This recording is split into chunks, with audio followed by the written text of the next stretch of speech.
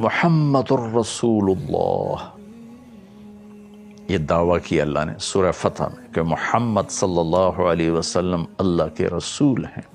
علماء تفسیر فرماتے ہیں کہ آگے بطور دلیل کیا پیش کیا ہے، والذین معہ، جو آپ کے ساتھی ہیں، جو آپ کی صحبت میں ہیں، اتنے عالی صفات لوگ ہیں کہ یہ صفات صرف نبی کی صحبت سے حاصل ہوتی ہیں اور کسی کی صحبت سے یہ صفات حاصل نہیں ہوتی۔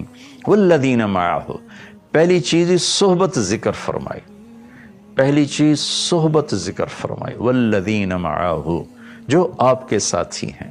بھائیو، دین صرف کتابوں سے سمجھ میں نہیں آتا، یہ صحبت سے سمجھ میں آتا ہے۔ اہل اللہ کی، اولیاء کرام کی، سلف صالحین کی سنگت اور صحبت سے رنگ چڑھتا ہے، رنگ چڑھتا ہے۔ صرف کتابیں پڑھنے سے بعض اوقات آدمی بہک جاتا ہے، جب تک کوئی رہنما نہ ہو، جب تک کوئی بتانے والا نہ ہو، جب تک کسی نیک کامل ولی کی صحبت نہ ہو تو انسان دائیں بائیں ہو جاتا ہے۔ ہیچ چیزیں، ہمارے شاعر اقبال نے کہا تھا، ہیچ چیزیں خود بخود چیزیں نہ شد، ہیچ آہن خنجرے تیغے نہ شد، ہیچ حلوائی نہ شد استاذ کار، تا غلام شکر ریزے نہ شد، مولوی ہرگز نہ شد مولا روم، تا غلام شمس تبریزے نہ شد۔ میں مولانا روم رحمۃ اللہ علیہ کے مزار پہ حاضری دی تو میں نے یہ ربائی وہاں پڑھی، ان کی قبر پر فاتحہ بھی پڑھا اور یہ ربائی بھی پڑھی، اپنے شاعر کو یاد کیا۔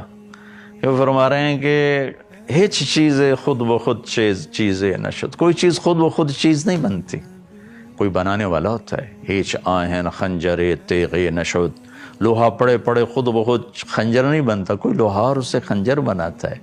ہیچ حلوائی نہ شد استاذ کار، کوئی پیدائشی طور پہ مٹھائی بنانے والا نہیں ہوتا۔ مٹھائی بنانے والا سمجھو ڈاکٹر، انجینئر، تاجر، سوداگر، جتنے زندگی کے کام ہیں، کوئی ماں کے پیٹ سے لے کر نہیں آتا۔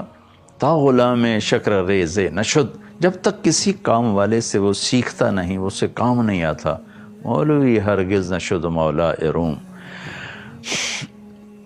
مولانا روم کی طرف اشارہ ہے کہ وہ مولانا روم نہیں بن سکے جب تک شمس تبریز کے ہاتھوں میں ہاتھ نہیں دیا۔ تا غلام شمس تبریز نہ شد، قونیہ میں دونوں بزرگوں کے مزار قریب قریب ہیں، شمس تبریز بھی وہیں ہیں اور مولانا روم بھی وہیں ہیں۔ لیکن میں دنیا میں پھرا ہوں اور بہت جگہ اہل اللہ کے مزارات پہ جانا ہوا، لیکن جو مولانا روم کا رنگ دیکھا وہ تو کہیں بھی نہیں دیکھا، کہ وہاں غیر مسلم مسلمانوں سے بھی زیادہ تھے۔ باقی اہل ایمان مسلمان جاتے ہیں، لیکن وہاں دیکھا کہ جتنے اہل ایمان تھے اتنے ہی غیر مسلم تھے، ان کی عورتیں، مرد، بچے۔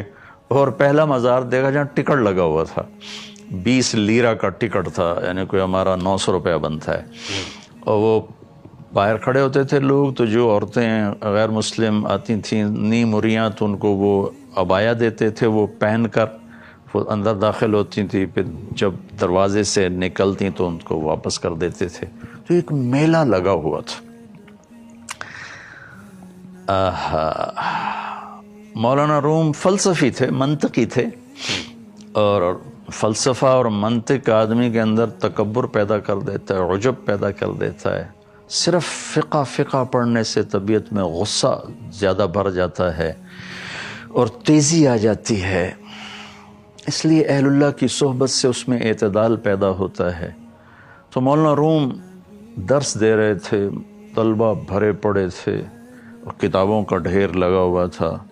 مسجد میں ایک حوض تھا جس کے کنارے سبق ہو رہا تھا، تو شمس تبریز رحمۃ اللہ علیہ آئے، دیہاتی رنگ روپ حلیہ، تو انہوں نے بڑی سادگی سے مولانا روم سے پوچھا، این چیست؟ کتابوں کا ڈھیر تھا۔ مولوی صاحب یہ کیا ہے؟ تو مولانا روم نے دیکھ کر بڑے انداز سے کہا، این آ است کہ تو نمی دانی۔ ارے بھائی دیہاتی میاں، یہ وہ ہے جو تو نہیں جانتا۔ تو اپنے علم کا ایک انداز تھا کہ یہ وہ ہے جو تو نہیں جانتا۔ شمس تبریز آگے بڑھے اور ایک دم کتابوں کو جو دھکا دیا ساری حوض میں جا گری، مولانا سر پیٹ لیا تیرا ستیہ ناس، میری ساری زندگی کی محنت تو نے ضائع کر دی، تو ہاتھ سے لکھتے تھے، کوئی پریس تو تھا نہیں، ارے یہ تو نے کیا کیا، میری ساری زندگی کی محنت برباد کر دی۔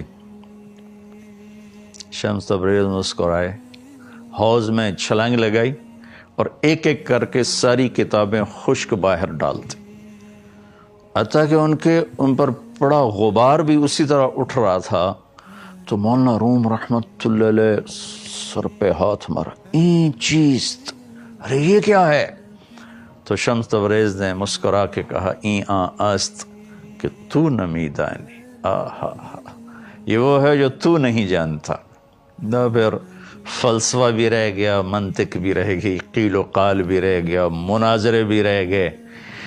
پھر شمس تبریز کے ہاتھوں میں ہاتھ دیا تو مولوی ہرگز نشد مولا روم تا غلام شمس تبریز نشد، پھر وہ مولانا روم بن گئے۔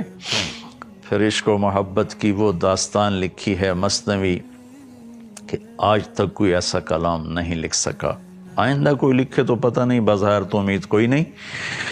تو سبحان اللہ، کیا علم کے دریا اور بہائے ہیں اس میں ان مولانا روم رحمت اللہ علیہ نے۔ اور